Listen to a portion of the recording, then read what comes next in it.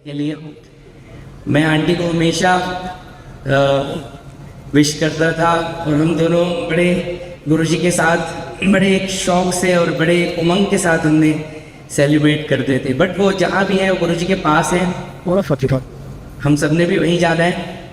और ये हमारी खुशकिस्मती है कि हमें ऐसे गुरुजी मिले जो इस लोक में ही नहीं, उस लोक में भी हमारा ख्याल रखेंगे।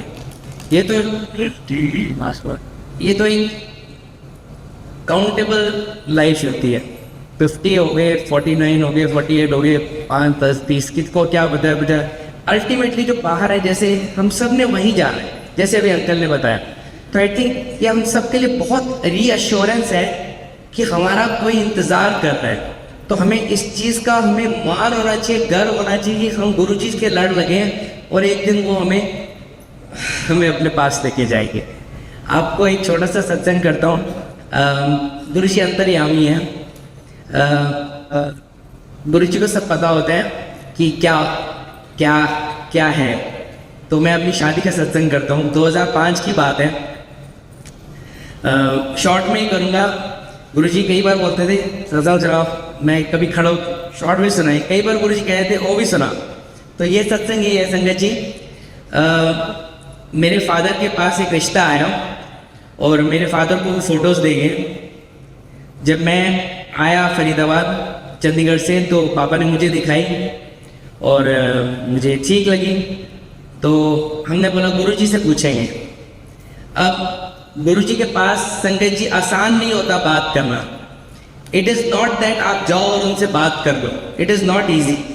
तो हम फोटो लेके लाइन में लगे।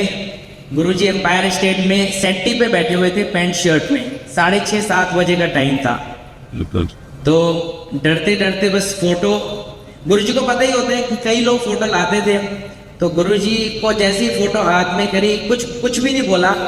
तो गुरुजी ने ऐसे ऐसे किया, फोटो हवा में उड़ा दी। गुरुजी कहते बावड़ों की कुड़ी कितों फंसा लेती। तो हमने कोई नाम तो बताया नहीं था।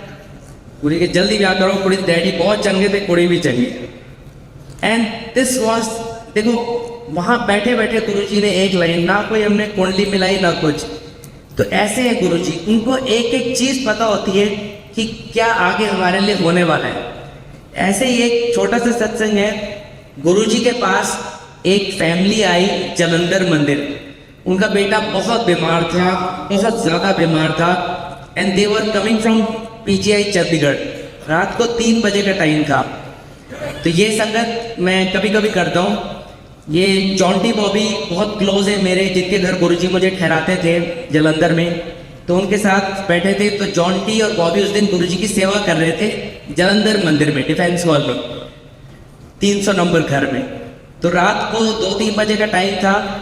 जोर से वो फैमिली नॉक करने लगी दरवाज़ों पे। बॉबी बाहर गया तो गुरुजी के बारे में उन्होंने पूछा, हमें गुरुजी से मिलना है। तो बॉबी कहता है टाइम देखो, इस टाइम थोड़ी मिलते हैं गुरुजी, आप जाओ सुबह आना। उन्होंने बोला हमारा बेटा बहुत बीमार है, वो रोने लगे, हमें मिलना है गुरुजी से। तो बॉबी ने बोला इस टाइम नहीं मिलेंगे, इस टाइम गुरुजी नहीं मिलते, आप जाओ। And he came inside. तो गुरुजी को पता था। गुरुजी ने पूछा क्या बोला तूने? गुरुजी उसने बता दिया।